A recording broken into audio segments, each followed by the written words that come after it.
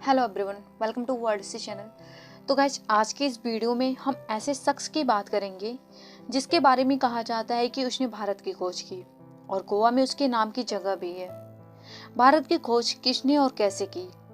दोस्तों, भारत का इतिहास ना जाने कितने रहस्यों से भरा है। भारत एक प्राचीन देश है जो अपने बीते सालों में हमेशा से हर मामलों में परिपूर्ण रहा है। न केवल धन वैभव से बल्कि प्रकृति से भी हमेशा परिपूर्ण रहे हैं और इसलिए भारत पर लोगों की बुरी नज़र भी रहती है। उसी समय यूरोप के लोग पूरी दुनिया में व्यापार करना चाहते थे। भारत में व्यापार करने के लिए उन्हें समुद्री मार्गों का पता नहीं था। उस समय अरब के लोग भारत के रास्तों को जानते थे, लेकिन उन्होंने यूरोप के लोगों को मार्गों के बारे में नहीं बताया। वास्को डी गामा पहले शख्स थे जिन्होंने भारत के समुद्री मार्गों को खोज निकाला था। कोलंबस भी भारत को खोजने गए थे, लेकिन अमेरिका जा पहुंचे। हालांकि आजकल पढ़ाया जाता है कि भारत के समुद्री मार्गों की वास्को डी गामा ने खोज की थी। सचमुच हद दर्जे की मूर्खता है। भारतीय बच्चों को ये पढ़ाया जा रहा है कि वास्को डी गामा ने भारत की खोज की है।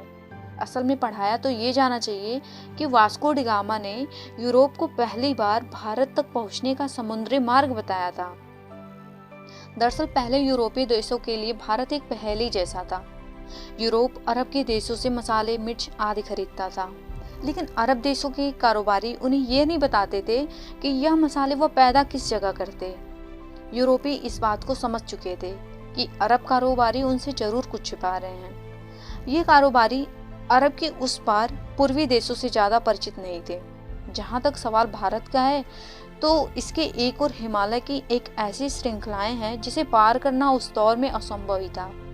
भारत की दूसरी ओर तीन ओर से भारत को समुद्र ने घेर रखा था। ऐसे में यूरोप वासियों के लिए भारत पहुंचने के लिए तीन रास्ते थे। पहला, रसिया पार करके चीन होते हुए बर्मा में पहुंचकर भारत में आना, जो कि अनुमान से कहीं ज्यादा लंबा और जोखिम भरा था। दूसरा रास्ता था अरब और ईरान को पार करके भारत पहुंचना, लेकिन ये रास्ता अरब के लोग इस्तेमाल करते थे और वे किसी अन्य को अंदर घुसने नहीं देते थे। तीसरा रास्ता समुद्र का था, जिसमें चुनौती देने वाला सिर्फ समुद्र ही था। वास्को डी गामा एक पुर्तगाली नागरिक था जो पेशे से एक नाविक था। इसका जन्म 1460 ईस्वी में पुर्तगाल के साइनस में माना जाता है। उस समय में अरब के लोग यूरोप में मसाला बेचा करते थे जो वो भारत से लाते थे। यूरोप में इन मसालों की मांग बहुत ज्यादा थी, इसलिए यूरोप के लोग भारत जाकर मसाले लाना चाहते थे, लेकिन उनके लिए भारत जाने का रास्ता दुर्गम भरा था। उन्हें भारत जाने के लिए ईरान, अफगानिस्तान होकर जाना पड़ता था, जो काफी खर्चीला और कठिन रास्ता था। उन्हें ऐसे मार्ग की आवश्यकता थी जो भारत कम समय में ले जाए। ऐसा मार्ग केवल समुद्र के जरिए ही संभव था।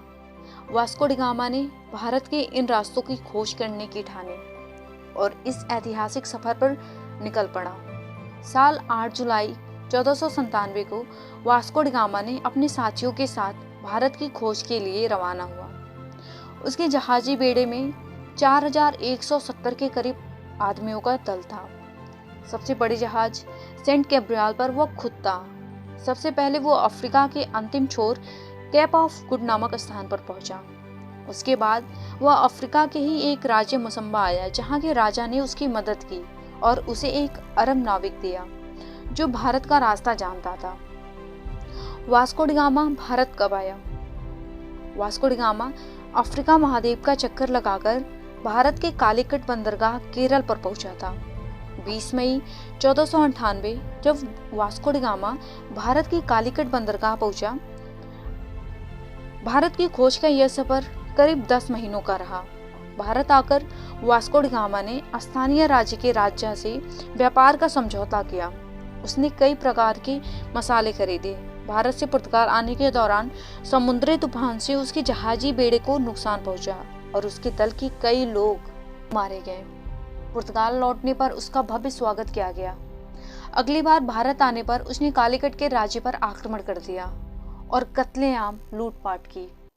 वास्को डी गामा ने यूरोप के लुटेरों, शासकों और व्यापारियों के लिए एक रास्ता बना दिया था। इसके बाद भारत पर कब्जा जमाने के लिए यूरोप के कई व्यापारी और राज्यों ने कोशिश की, और समय समय पर वे आए और उन्होंने भारत राज्य के केरल के लोगों के धर्म बदलने में महत्वपूर्ण भूमिका निभाई। पुर्तगालियों की वजह से ब्रिटिश लोग भी यहाँ आने लगे। अंततः 1615 ईस्वी में यह क्षेत्र ब्रिटिश अधिकार में आ गया।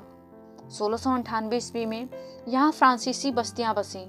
फ्रांस और ब्रिटेन के बीच के युद्ध के काल में इस क्षेत्र की सत्ता बदलती रही।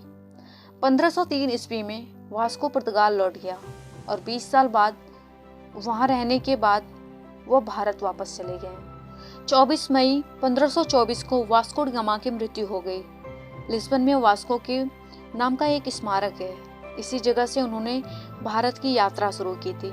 दरअसल 1492 में नाविक राजकुमार हेनरी की नीति का अनुसरण करते हुए किंग जॉन ने एक पुर्तगाली बेड़े को भारत भेजने की योजना बनाई ताकि एशिया के लिए समुद्री मार्ग खुल सके।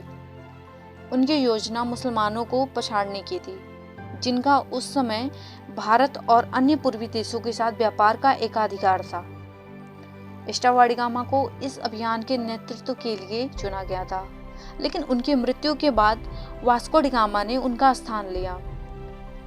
ये कहना कि भारत की खोज कब हुई महज एक वेद का सवाल है। भारत किसी की खोज का मोहताज नहीं है।